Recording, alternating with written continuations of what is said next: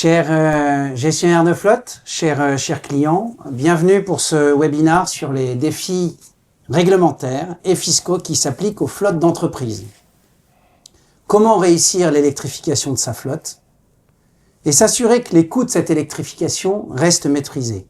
C'est un des principaux défis auxquels les gestionnaires de flotte sont aujourd'hui confrontés.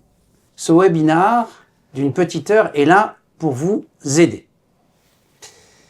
Pour conduire ce webinaire, j'ai la chance d'être très bien accompagné.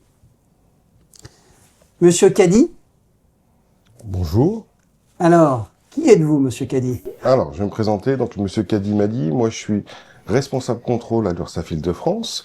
Alors, vous allez vous poser la question de savoir pourquoi un responsable des contrôles vient dans ce type d'intervention. C'est tout simplement pour essayer de vous aiguiller sur la législation et aussi pour vous présenter les différentes offres de services que l'URSSAF peut vous proposer dans le cadre d'un accompagnement ou d'une mise en place d'un projet ou d'une nouvelle procédure. Mais en tout cas, merci d'être à nos côtés et à côté des entreprises présentes à ce webinaire. Salah, qu'on ne présente plus, mais qui va quand même se présenter. Bonjour à tous, donc Salah Al-Haji, je suis le cofondateur et CEO de CleanMob, qui est une solution de télématique sans pose de boîtier, qui permet aux entreprises de piloter leur parc automobile avec la donnée fiable. Donc très ravi d'être ici aujourd'hui pour vous présenter comment la donnée native peut vous aider quotidiennement, vous en tant que gestionnaire, pour piloter votre parc et répondre à l'ensemble des enjeux, qu'ils soient réglementaires et fiscaux, qu'on va aborder dans ce webinaire. Voilà, et Christelle a préparé ce webinaire avec moi.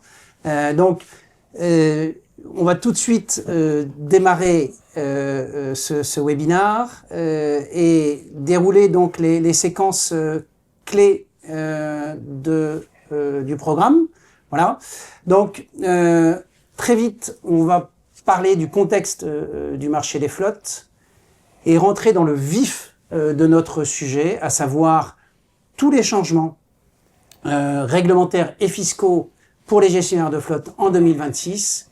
Et on terminera avec une présentation d'une solution de pilotage de flotte connectée multi-énergie qui répond à une partie de ces solutions. À la fin de cette présentation, nous aurons la possibilité d'échanger. Pour cela, je vous demande au cours de la présentation de mettre dans le fil de discussion toutes les questions que vous pourriez avoir.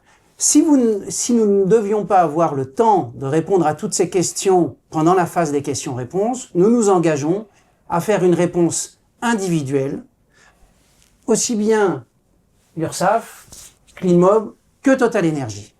Voilà.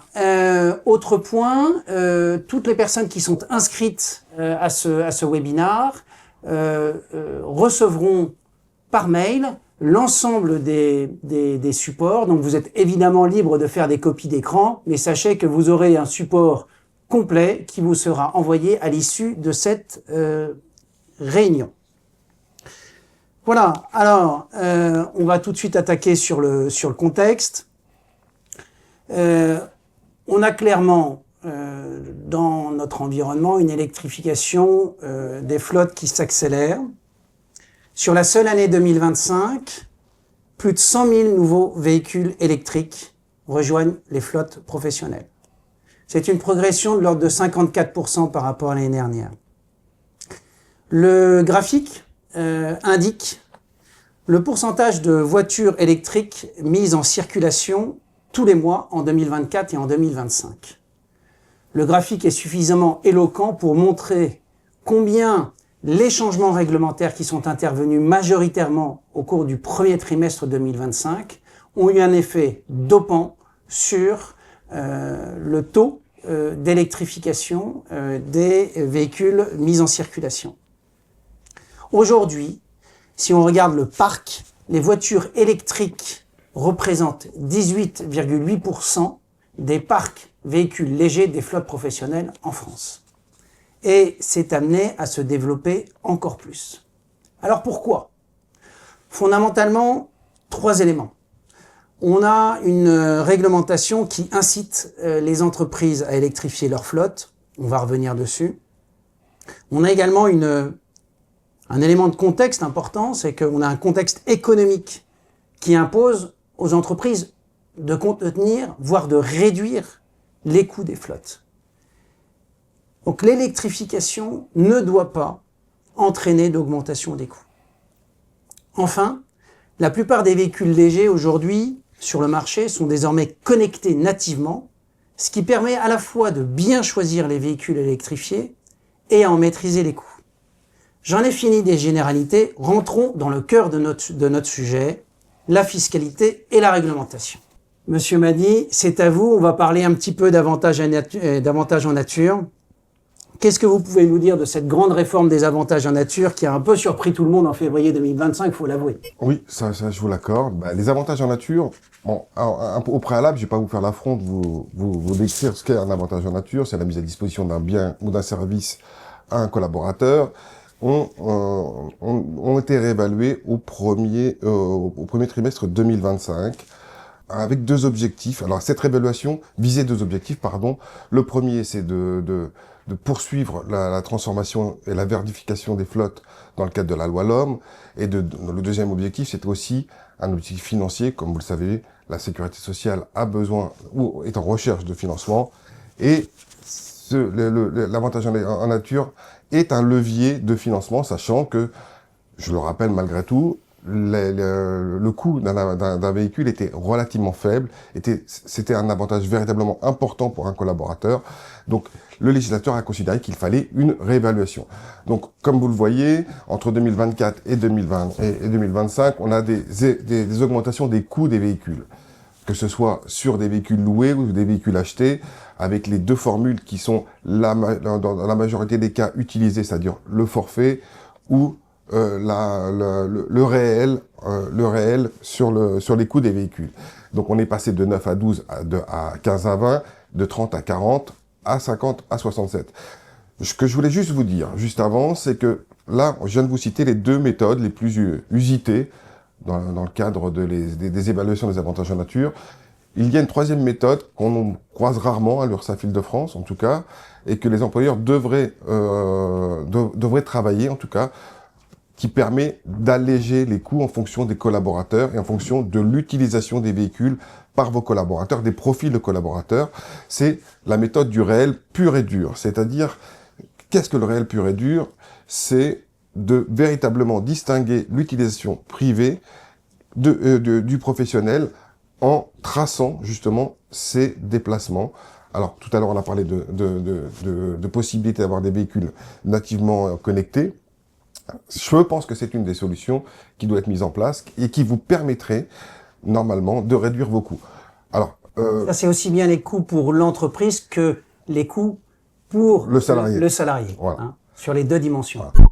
Juste petit point aussi d'attention, la réforme est venue effectivement réévaluer les coûts, en tout cas le montant de l'avantage en nature, sauf pour une catégorie de véhicules, que sont les véhicules électriques, ou en tout cas les véhicules éco-scorés, qui bénéficient d'un avantage de 50% sur le montant de l'avantage en nature, qui normalement doit inciter les entreprises à passer sur des véhicules électriques. Après, en fonction des profils de vos collaborateurs, je me doute bien que vous ne pouvez pas systématiquement y passer.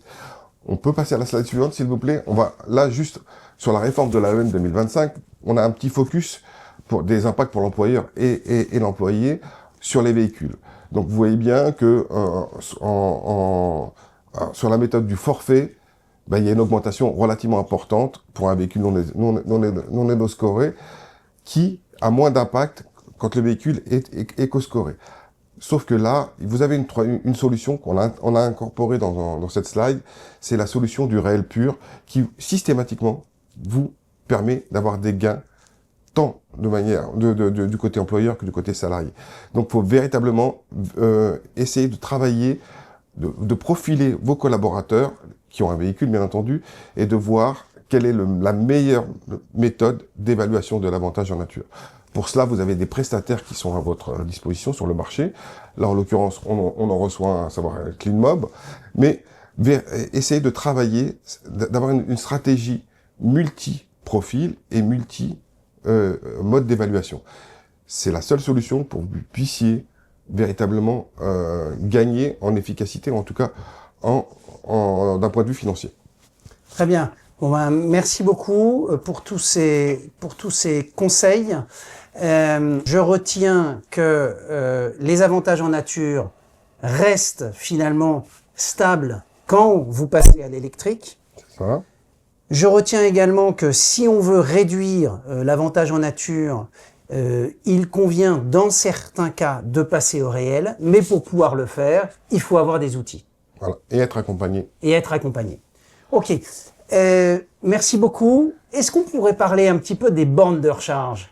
Oui, on peut en parler. Qu'est-ce que vous pouvez nous en dire? Alors, ce que je peux vous en dire, c'est que, comme vous l'avez constaté, comme je viens de vous le dire, les véhicules électriques bénéficient d'un abattement de 50% sur le montant de l'avantage en nature. Mais au-delà de cet abattement, le législateur veut véritablement inciter la verdification des flottes, et donc a décidé, d'une part, de négliger le coût de l'avantage de la recharge électrique, tant sur le lieu de travail que au domicile du collaborateur, et incite à l'installation de bornes au domicile des collaborateurs. Pour cela, vous bénéficiez de deux dispositions en fonction de la propriété de la borne. Si la borne reste la propriété de l'entreprise, il n'y a pas d'avantage en nature sur cette borne. Si la borne est à disposition et reste la propriété du salarié, vous pouvez contribuer à hauteur de 50% du coût dans la limite de 1 040 € à la mise en place de cette borne. Par contre, de même, tous les frais annexes que pourrait engendrer une borne au domicile du collaborateur, c'est-à-dire un changement de contrat, peuvent être supportés par l'entreprise dans le cadre de l'utilisation professionnelle du véhicule. Très bien. Ben, merci beaucoup. C'est très clair. C'est d'une certaine complexité, mais encore une fois, vous avez les supports et je sais que l'URSSAF est toujours prête à répondre aux questions qui leur sont posées. On verra ça en fin de séance. Oui, on verra ça, oui. Merci beaucoup. Alors, autre sujet, autre nouveauté, la taxe annuelle incitative créée par la loi climat et résilience. Est-ce que tu peux nous en dire un petit peu plus, Christelle? Bien sûr. Donc, la loi climat résilience impose aux entreprises depuis le 1er janvier 2025 d'installer une borne de recharge dès lors que l'entreprise a 20 places de parking et on passe à 2 bornes dès que l'entreprise a 200 places de parking. Donc, il n'y a pas de changement en 2026, on reste sur les mêmes quotas de 2025. Jusqu'à présent, il n'y a pas de sanction financière en cas de non-respect des quotas. En revanche, attention, dès lors que vous voulez faire des travaux, réaliser des travaux, c'est à ce moment-là qu'il peut y avoir un contrôle des installations pour vérifier qu'il y a bien le respect de l'installation des bornes. Le sujet d'actualité et qui nous occupe principalement, c'est la LOM et ce qui en découle, la taxe incitative. Donc, ce que prévoit la LOM en 2026, tout comme la loi résilience, il n'y a pas de changement en 2026. On reste pour les entreprises privées sur 20% des renouvellements de la flotte en véhicules VFE. Déjà, toutes les entreprises sont concernées par la loi LOM? Alors, seules les entreprises qui ont 100 véhicules dans leur flotte, les entreprises privées qui ont 100 véhicules dans leur flotte sont concernées par les renouvellements en véhicules VFE. Donc VFE, vous allez l'entendre souvent cet acronyme dans ma présentation, c'est les véhicules qui émettent moins de 50 grammes de CO2 par kilomètre. Donc ça concerne les entreprises privées qui ont 100 véhicules dans leur flotte, également les entreprises État et établissements publics et les collectivités territoriales. Donc 2026, on reste sur les mêmes quotas que 2025. Je vous ai mis un petit warning pour 2027, puisqu'on voit une accélération des quotas à atteindre. Donc là, on double sur les entreprises privées et également, on prend 20% sur les entreprises d'État et les établissements publics. Et le sujet vraiment d'actualité, puisqu'on est en pleine période de déclaration de la taxe incitative, donc qui a été mise en place lors du projet, qui a été voté lors du projet de loi de finances 2025, avec une instauration au 1er mars, qui fait que c'est une année un peu charnière et c'est la première fois qu'on va la déclarer. Et on va la déclarer sur 306 jours, puisque la date à prendre en compte est au 1er mars. Et en fait, cette taxe, c'est une forme de pénalité si on n'était pas dans les clous dans cette trajectoire d'électrification. Hein. Tout à fait. On peut l'appeler comme la déclinaison financière de la loi d'orientation des mobilités, parce que si vous ne respectiez pas les quotas imposés par la LOM, il n'y avait pas de sanction financière. Donc cette taxe, effectivement, Et la déclinaison financière, elle concerne exclusivement les entreprises qui ont 100 véhicules, les entreprises privées qui ont 100 véhicules dans leur flotte, parce qu'à ne pas confondre, c'est un sujet qui est fiscal. Et donc, ça ne concerne pas les administrations. Et au niveau de la déclaration, elle est à déclarer au même titre que la TVA, donc entre le 15 et le 25 janvier. Donc, c'est maintenant. 25 janvier, c'est d'ici la fin de la semaine, quoi. Exactement. Ok, et donc ce webinaire vient à point nommé. Tout à fait. Pour ceux qui sont un peu en retard de leur déclaration. Exactement. Ok, très bien. Alors justement, est-ce qu'on peut rentrer dans le concret du coup et voir comment est-ce qu'elle se calcule, cette taxe incitative? Tout à fait. J'ai préparé une planche sur le sujet.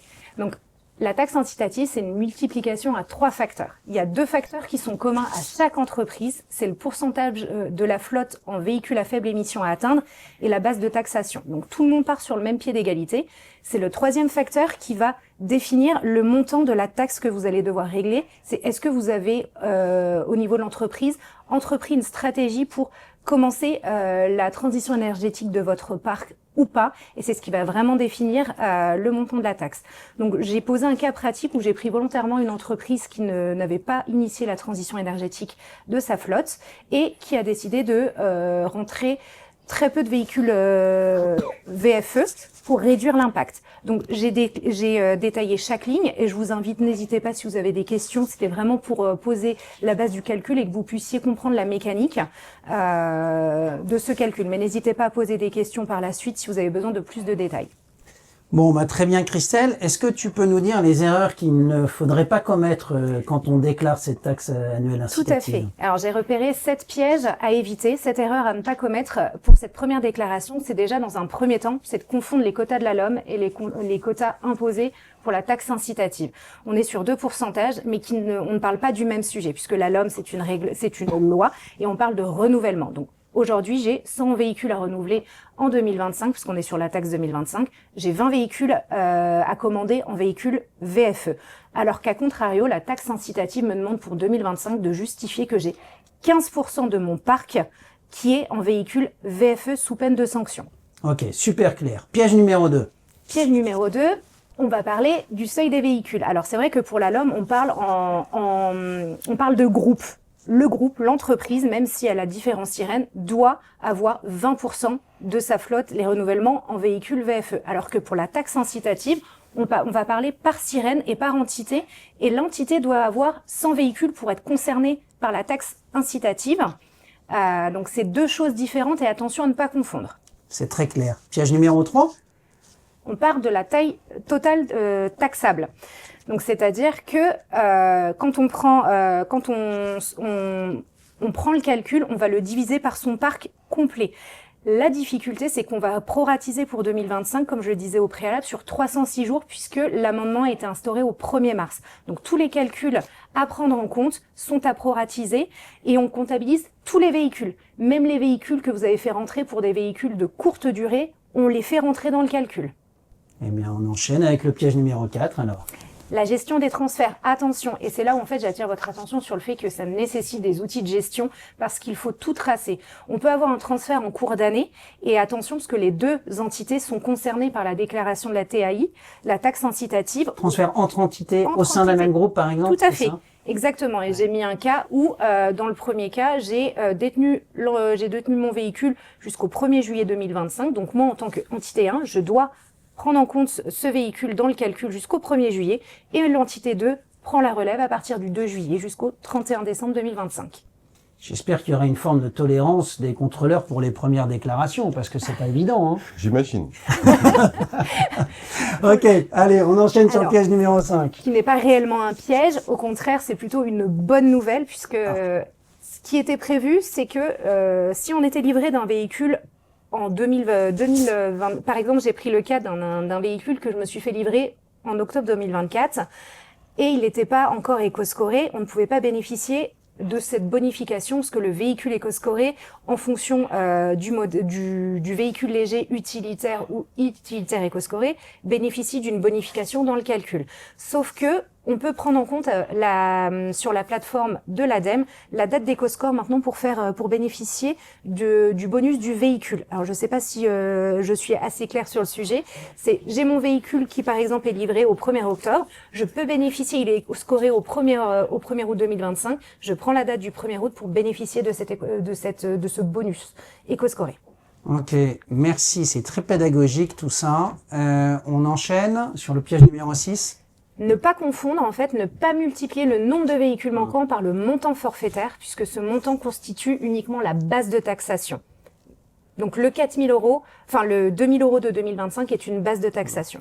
En revanche, on voit que la base de taxation, elle augmente, et donc c'est sans doute tout l'intérêt de l'anticipation et de gérer en fait une électrification progressive de la flotte. Tout à fait. Pour pouvoir éviter justement Aujourd'hui, un gestionnaire de flotte ne peut plus commander un véhicule par plaisir du modèle, mais vraiment doit réfléchir à une stratégie sur le long terme avec on a justement pour la taxe incitative, on a le planning jusqu'en 2030, ce qui permet de se projeter et de mettre en place une stratégie pour choisir en fait les futurs modèles et la car policy à adapter en fonction de sa population. Et tout l'intérêt de l'outil de simulation en fait des impacts fiscaux qu'on présentera tout à l'heure. Ok, on termine avec le piège numéro 7. Le piège numéro 7 qui est le plus complexe, c'est celui dont je parlais en préambule, c'est calculer son facteur numéro 3, donc c'est prendre la part des véhicules très émetteurs livrés sur l'année sur la flotte taxable, donc qui est l'entièreté du parc, avec toujours cette obligation en fait de faire rentrer les véhicules même de courte durée et de proratiser ces véhicules toujours sur le nombre de jours d'utilisation de ces véhicules-là. Très bien. Bah, écoute, merci de nous éviter de tomber dans ces pièges. Est-ce qu'on peut dire un mot sur le malus écologique? Oui, alors gros changement, qui était déjà connu puisque ça a été voté lors du projet de loi de finances 2025, mais qui a quand même un réel impact sur la flotte de nos clients, pardon. Puisqu'en 2026, le seuil de déclenchement du malus écologique baisse à 108 grammes d'émissions de CO2 et la flotte taxable, le seuil de déclenchement passe à 1,5 tonne. Donc, j'ai pris des cas particuliers que je vais vous présenter, qui vont vous permettre, alors j'ai pris des cas un peu grossiers, effectivement, pour vous montrer l'impact direct de ces mesures sur la fiscalité des entreprises. Donc, la TEV, qui est la taxe annuelle sur l'utilisation d'un véhicule de tourisme, c'est l'ancienne TVS, c'est une taxe qui est scindée en deux.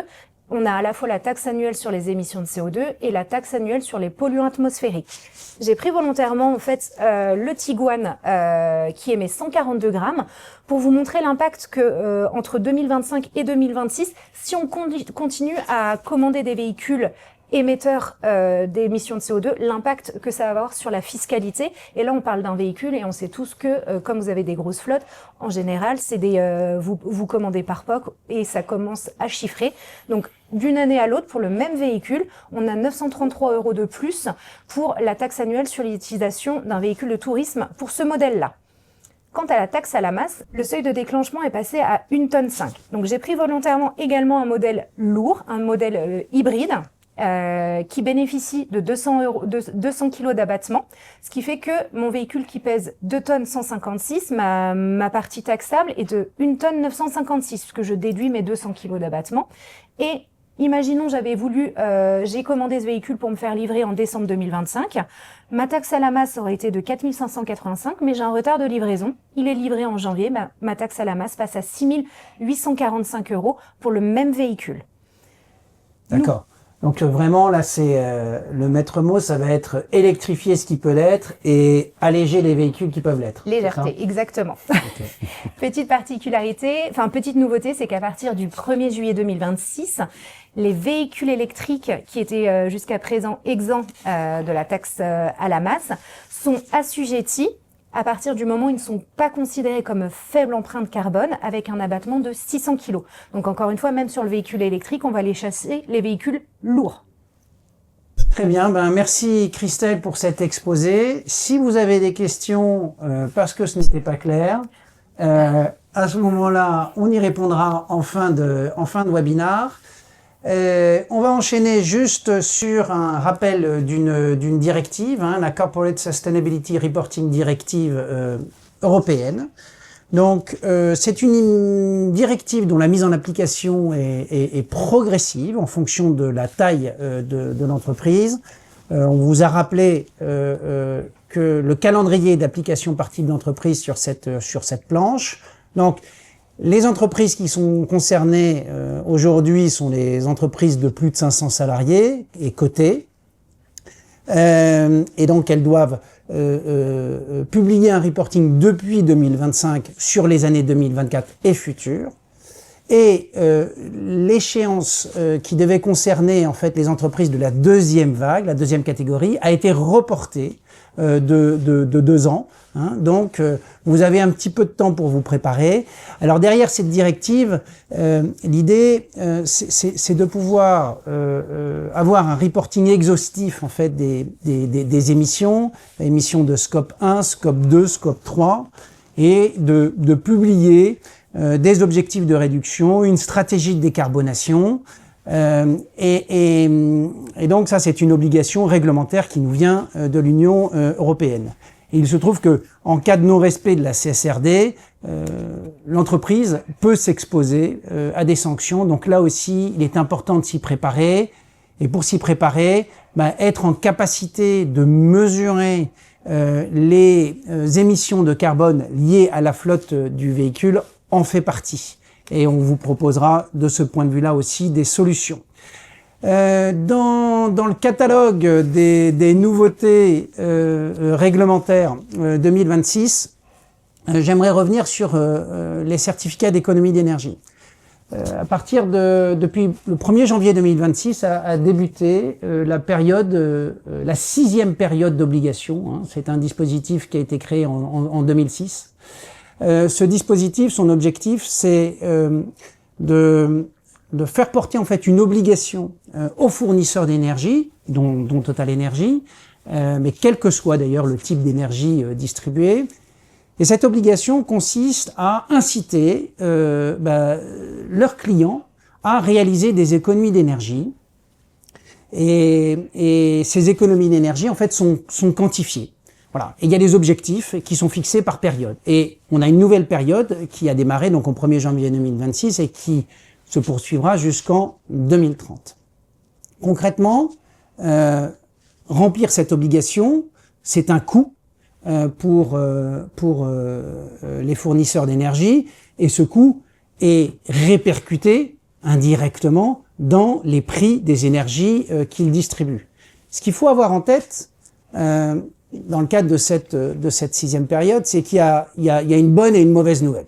Alors je vais commencer par la mauvaise nouvelle. La mauvaise nouvelle, c'est que puisque ces coûts sont plus élevés en fait pour les fournisseurs d'énergie, vous allez avoir un impact sur les prix des énergies. Juste pour vous donner un exemple de l'ampleur de cet impact-là, vous allez avoir une augmentation du prix des carburants entre 2024 et 2025, toutes choses égales par ailleurs, avec un coût, je dirais, du certificat d'économie d'énergie stable de l'ordre de 4 centimes. D'accord ? On vous a mis ici le détail du calcul sur la base, je dirais, des coefficients d'obligation augmentés et sur la base des indicateurs émis de référence pour les C2E. Donc ça, c'était, je dirais, la mauvaise nouvelle. La bonne nouvelle, c'est la planche qui suit. La bonne nouvelle, c'est que puisque les fournisseurs d'énergie doivent remplir des obligations qui sont toujours plus importantes, ces fournisseurs, dont Total Energy, vont être beaucoup plus disposés, incités à accompagner les clients dans la réalisation de leurs économies d'énergie. Et depuis des années, Total Energy se positionne comme un accompagnateur de ses clients dans la réalisation de ces économies d'énergie sur toute une série d'opérations standardisées d'économie d'énergie. Ce qui est important de savoir, c'est que tout ça s'insère dans un cadre réglementaire. Ça veut dire que pour pouvoir valoriser ces C2E, vous avez besoin de remplir des critères qui sont définis par la réglementation. Je vais essayer d'aller très vite, mais pour vous dire que toute une série d'opérations qui sont listées à droite peuvent être valorisées dans vos flottes d'entreprise à partir du moment où, en amont, vous signez une convention avec le fournisseur d'énergie qui va vous dire, voilà, si vous faites cette opération, voilà jusqu'à quelle hauteur je vais pouvoir vous inciter et vous verser en fait des subsides, ce qui permettra là aussi de réduire les coûts de vos flottes et de vos investissements. Sur la planche suivante, j'ai voulu juste zoomer sur le dispositif d'accompagnement qu'une entreprise comme Total Energy peut avoir pour électrifier en fait les véhicules. Et on a pris des exemples et donné des ordres de grandeur de niveau de primes que nous pouvons verser pour l'achat d'un véhicule léger ou des véhicules utilitaires légers. Donc là, on est 400 à 500 euros pour un véhicule particulier et de 3 à 4 000 euros pour un véhicule utilitaire. Mais ceci est aussi valable pour les bus électriques et pour les poids lourds électriques. Tout ça, les bonifications, les C2E dépendent, je dirais, de la taille, du tonnage en fait de vos véhicules. Donc, rapprochez-vous de nos équipes pour pouvoir en savoir plus. Mais ne passez pas à côté de cette source de financement. Pour essayer de conclure cette partie-là, qu'est-ce qu'on peut retenir pour 2026, Christelle, en quelques mots? Alors, comme nous venons de le voir, la fiscalité se renforce autour des véhicules émetteurs, très émetteurs. Alors, face à un contexte réglementaire en pleine évolution, une question se pose naturellement. Comment accompagner concrètement nos clients? Alors, François, je te redonne la parole. Je te laisse justement nous éclairer sur les solutions que nous pouvons proposer à nos clients. Bon, alors nous, notre objectif, en tout cas c'est ce qu'on essaye de faire, c'est effectivement d'accompagner nos clients et essayer de leur faciliter la vie dans un contexte difficile que nous avons décrit. Leur faciliter la vie et puis essayer de réduire les coûts de gestion de la flotte. Ce qui est clair, c'est que en quelques mots, on voit bien qu'il convient d'anticiper, je dirais, tous les impacts de ces réglementations. Et donc, il faut prendre à bras-le-corps tous ces sujets si on veut réussir la transition énergétique de sa flotte. Les quelques clés, c'est effectivement adapter sa car policy, privilégier les véhicules légers et les véhicules faiblement émetteurs de CO2. Puisque les réglementations changent de temps en temps, il est important de rester en veille réglementaire. Parce que les véhicules évoluent beaucoup, il faut garder une veille technologique active, à la fois sur les véhicules, mais aussi sur toutes les solutions d'accompagnement, notamment celles qu'on va vous proposer. Enfin, ce qui est important, c'est de choisir les bons véhicules à électrifier dans sa flotte pour que l'électrification ne pose pas de problème opérationnel. Donc il y a un sujet de coût, mais il y a aussi un sujet opérationnel, c'est-à-dire qu'il y a certains véhicules sur lesquels aujourd'hui l'impact opérationnel est trop important pour pouvoir en électrifier l'usage. Donc voilà, c'est un petit peu tout ça qu'on va vous proposer avec Salah. Salah, justement, merci d'être à nos côtés aujourd'hui pour présenter en fait notre solution qui vise à faciliter le pilotage des flottes multi-énergie grâce aux données issues des véhicules. Alors en octobre dernier, on a annoncé notre partenariat. Avec plaisir. Voilà, donc on est très heureux. Travailler de pair, un grand groupe énergétique avec une start-up, nous on adore. J'espère que c'est pas trop difficile pour toi. Mais bon, je vais te laisser un petit peu expliquer ce qui est derrière ce partenariat et puis derrière la solution qu'on a décidé de commercialiser ensemble. Avec plaisir. Écoutez, donc je suis ravi d'être ici, ravi de représenter la société CleanMob dans le cadre de ce partenariat que nous avons initié avec Total Energy, qui est autour de la télématique native, du véhicule connecté. Justement, on a vu en introduction qu'il y a un enjeu fiscal, un enjeu de coût, un enjeu de suivi, un enjeu de données Donc pour pouvoir naviguer finalement dans cette complexité, dans ce chaos, il faut de la donnée fiable qui provient des véhicules et une donnée qui va être fiabilisée pour qu'on puisse piloter son parc sur un ensemble d'axes que je vais présenter par la suite.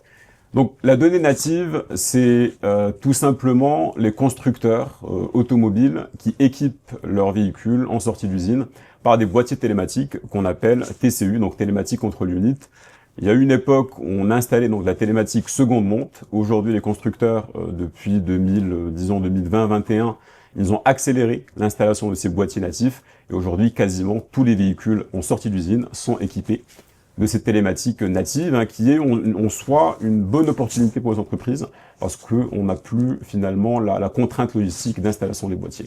Donc aujourd'hui, avec CleanMob et dans le cadre de notre partenariat avec Total Energy, on a une couverture quasi complète du marché en termes de véhicules connectés. Donc on couvre une trentaine de marques avec lesquelles on est capable de récupérer cette donnée brute de leur véhicule. Ouais, nous, quand on a expérimenté la solution sur notre flotte, on avait 97% des véhicules qu'on a pu connecter facilement, quoi. Oui, totalement. Enfin, un parc qui était très récent et donc une connectivité quasi complète. D'accord.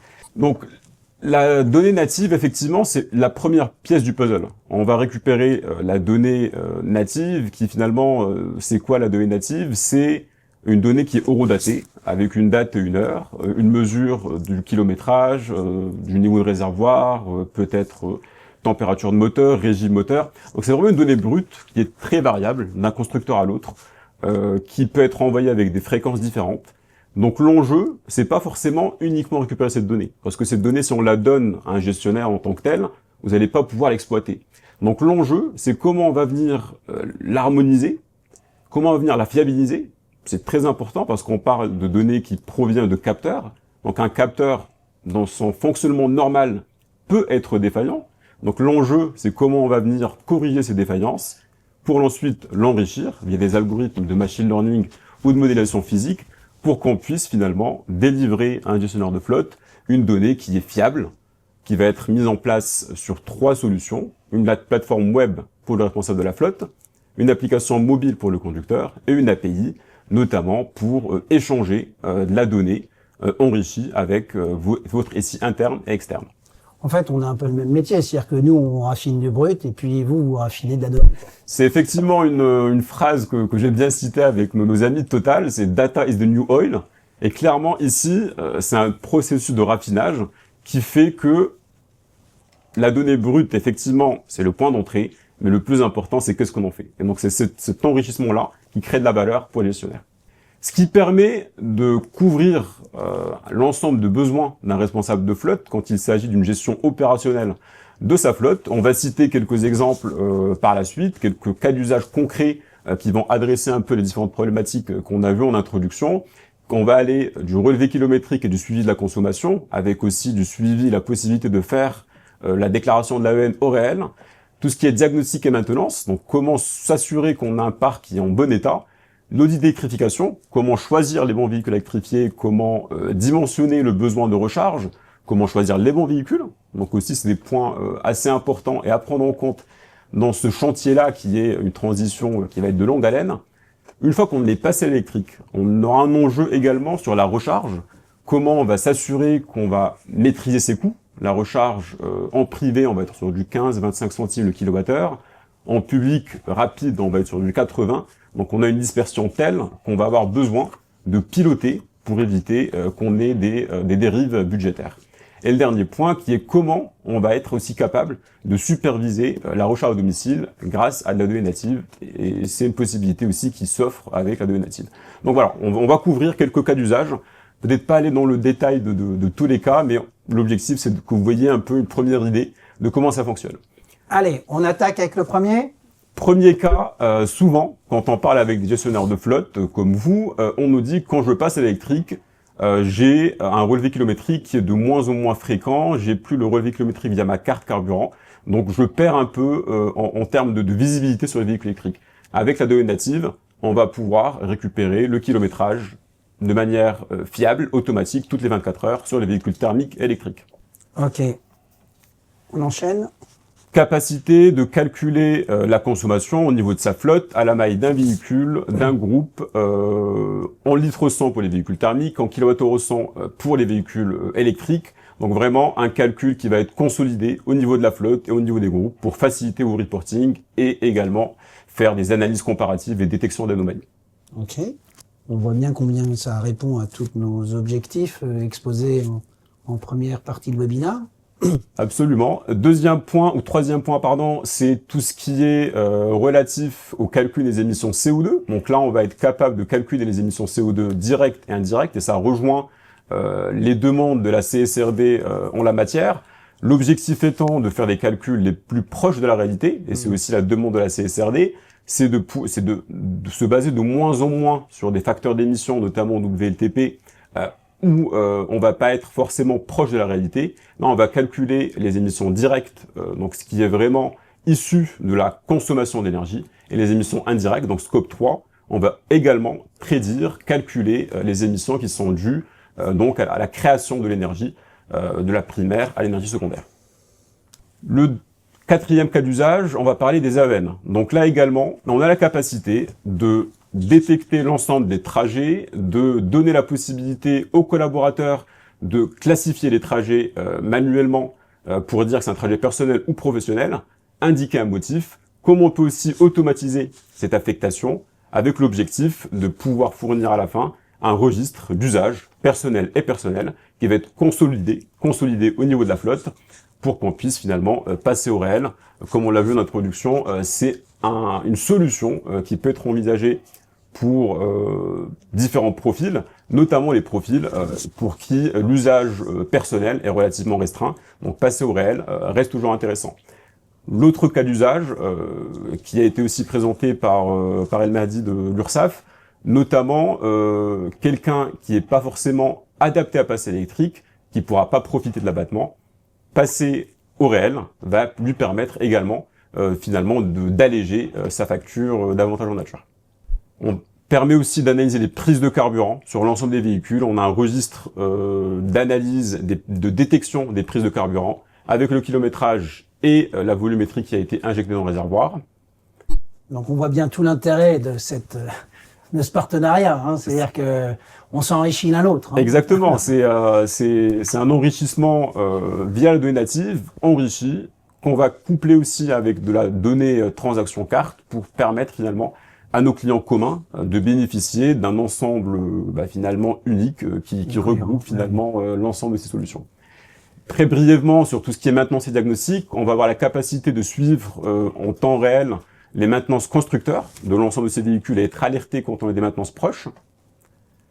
Diagnostic, de la même manière, on va récupérer l'ensemble des codes défauts des voyants tableau de bord et les classer par ordre de criticité pour garder un œil sur l'état de santé de ces véhicules et être alerté quand c'est nécessaire. Et le sujet qui est autour de l'électrification, qui va être sur 3 axes. Le premier, comment on va choisir son véhicule à électrifier en fonction de l'usage réel du véhicule, de manière à baisser et minimiser l'impact opérationnel.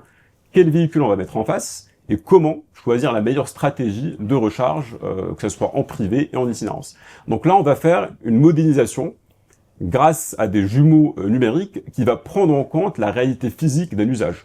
On va prendre en compte le type de route, la température, les arrêts qu'on va réaliser en fonction de la proximité à des bornes, en fonction du temps d'arrêt, en fonction de la puissance de la borne. Bref, on crée un environnement virtuel qui est capable de modéliser, de prédire finalement ces différents impacts sans qu'on fasse des raisonnements de moyenne ou des raisonnements en WLTP qui finalement risquent d'impacter négativement la productivité de l'entreprise. Donc dit autrement, moi j'ai un véhicule thermique aujourd'hui, vous allez regarder mon usage de ce véhicule pendant quelques mois, et après vous allez pouvoir me dire, sur la base de ces données, s'il va y avoir un impact opérationnel si je devais passer sur un véhicule électrique. Totalement. En fait, c'est cette... L'impact opérationnel, vous le mesurez comment? C'est un temps passé à la borne de recharge avec plaisir dans une station Total Énergie. C'est un temps en fait où on va avoir un arrêt forcé. Donc tout simplement, on reprend l'historique comme si on allait revivre sans passer avec un véhicule électrique. Et si jamais on est obligé de s'arrêter pour se recharger, là on va modéliser donc cet impact. C'est très clair. Donc brièvement, on a la capacité de simuler finalement l'ensemble des véhicules électriques disponibles en vente en France à l'instant T, couplé avec le catalogue de l'ADEME pour voir si c'est des véhicules éco-scorés ou pas. Donc l'objectif c'est quand même d'aller vers des véhicules éco-scorés pour vous aider dans le choix de votre car policy. L'autre point, donc, qui est le troisième volet de l'électrification, c'est choisir la bonne stratégie de bornes en termes d'installation de bornes, savoir où installer les bornes sur site, quelle puissance, donc en fonction de l'affluence et en fonction de l'ensemble des données et des scénarios qu'on pourrait faire ensemble, on est capable donc de vous sortir le bon plan d'installation. On voit bien toute la puissance de l'outil, hein, couplé à nos données. On termine pour pouvoir laisser un peu de place aux questions. Avec plaisir. Et le dernier point, quand on passe à l'électrique, on a aussi intérêt à pouvoir avoir une solution de fléchage, de détection de la recharge à domicile. Et encore une fois, la donnée native couplée aux bons algorithmes nous permet de réaliser cette détection-là. Ben merci Salah, un exposé efficace que j'ai trouvé très concentré en fait sur tous les apports que cette solution que nous commercialisons depuis peu de temps, mais déjà avec succès auprès d'un nombre important de véhicules, ben montrer en fait tous les ressorts en fait de cette solution. Data is the new oil, c'est ce que je retiendrai pour cette partie-là. En synthèse, bon, on vous a décrit les tendances du marché, les leviers pour pouvoir réduire les coûts tout en développant de façon volontariste la transition énergétique de vos flottes. Total Energy, au travers de sa direction solution de mobilité aux professionnels que je représente aujourd'hui, propose tout un bouquet de produits et de services pour vous accompagner donc dans cet exercice. C'est aussi bien pour équiper je dirais de bornes de recharge, les domiciles ou les entrepôts des entreprises. Vous accompagnez effectivement dans la valorisation d'actions d'économie d'énergie au travers du dispositif des C2E. C'est évidemment au travers du développement de notre réseau. Vous accompagnez partout en France. Alors, il faut savoir que notre carte carburant est valable dans l'ensemble des stations de Total Energy, qui a un maillage très dense et complet.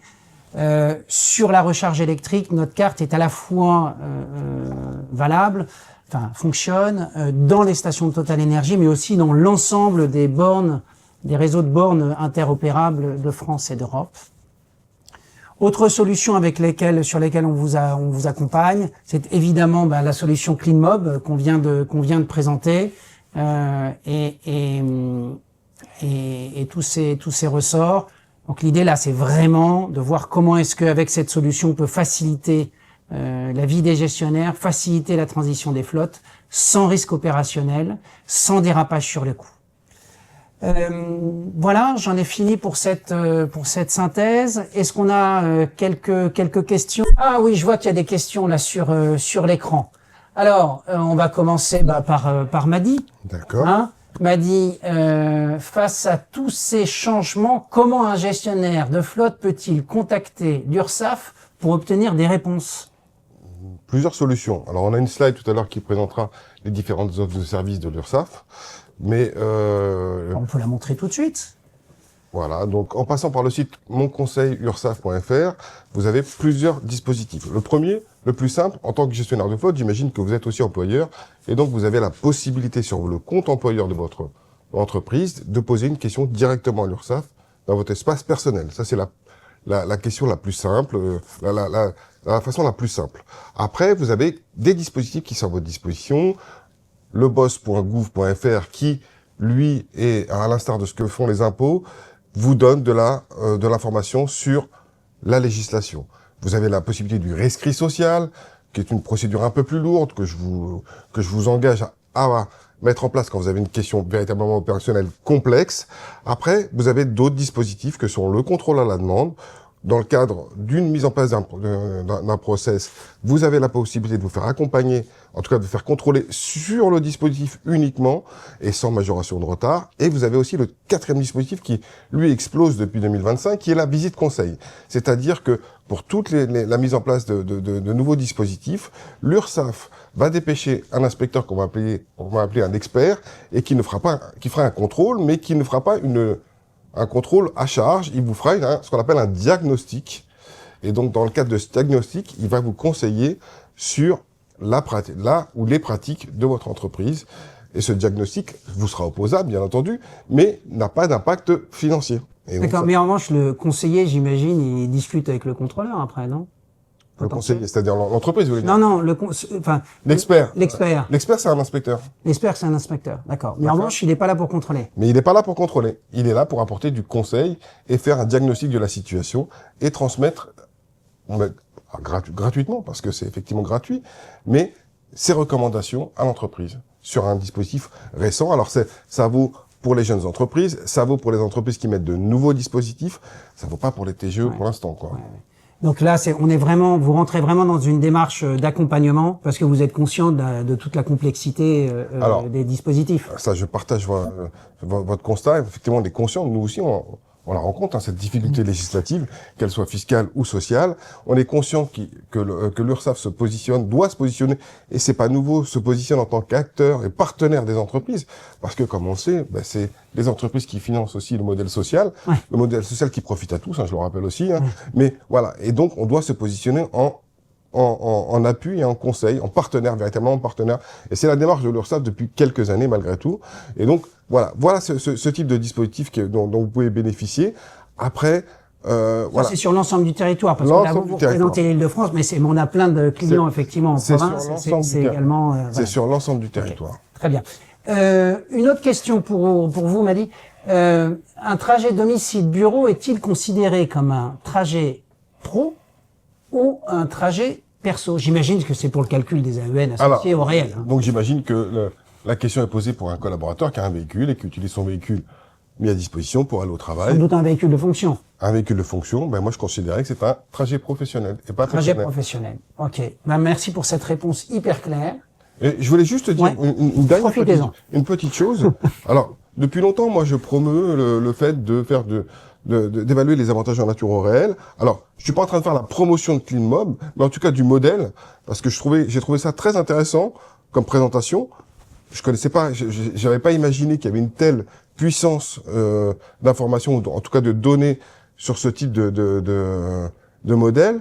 Et ce que je peux vous dire, c'est que au vu de la présentation à laquelle j'ai pu assister, ça répondra aux interrogations des inspecteurs dans le cadre des contrôles, parce que j'ai vu qu'on pouvait suivre le nombre de kilomètres, on pouvait suivre l'heure et la date des recharges, beaucoup de choses, et donc ça répondra nécessairement si vous passez sur une solution, et je vous dis, je ne fais pas de publicité spécifique pour CleanMob, sur une solution de suivi native, ça répondra aux exigences des URSSAF, en tout cas des inspecteurs de recouvrement. En tout cas, nous, on a regardé toutes les solutions natives, et je peux vous dire que c'est la meilleure, et c'est pour ça qu'on a décidé de faire un partenariat. Mais ça, je suis effectivement moins habilité à le dire, ou un peu moins, je comprends.